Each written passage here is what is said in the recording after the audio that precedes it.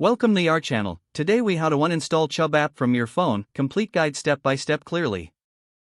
To uninstall the Chubb app from your phone, start by locating the app icon on your home screen or in your app drawer. Tap and hold the Chubb app icon until a menu appears. On most phones, you will see options like uninstall or remove. If you see uninstall, tap that option directly. A confirmation message will likely appear, asking if you're sure you want to uninstall the app. Confirm your choice by tapping OK or Yes. If your phone does not show the uninstall option, drag the icon to the top of the screen where it says, release the icon in that area to initiate the uninstallation process. If you're using an iPhone, tap and hold the app icon until the icons start to jiggle. Look for a small X in the corner of the Chubb app icon. Tap the X to trigger a confirmation message. Tap Delete to confirm the uninstallation. Once uninstalled, you may want to restart your device for optimal performance. Check your app drawer or home screen to ensure the Chubb app is no longer present. Your phone is now free of the Chubb app.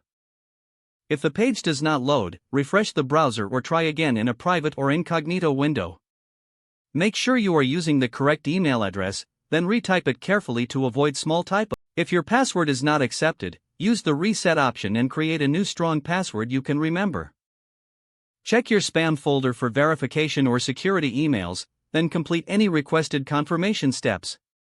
Enable two-factor authentication if available to improve account security and reduce unauthorized access risk. After signing in, review your profile details so your contact information and settings are accurate. If you see an error message, note it down and try again after restarting your device and internet connection. Log out when you finish, especially on shared devices, to keep your account and payment information secure. If the page does not load, refresh the browser or try again in a private or incognito window.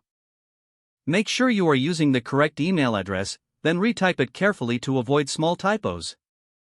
If your password is not accepted, use the reset option and create a new strong password you can remember. Check your spam folder for verification or security emails, then complete any requested confirmation steps. Enable two-factor authentication if available to improve account security and reduce unauthorized access risk. After signing in, review your profile details so your contact information and settings are accurate and current. If you see an error message, note it down and try again after restarting your device and internet connection. Don't forget to like this video and subscribe to our channel for more step-by-step tech guides.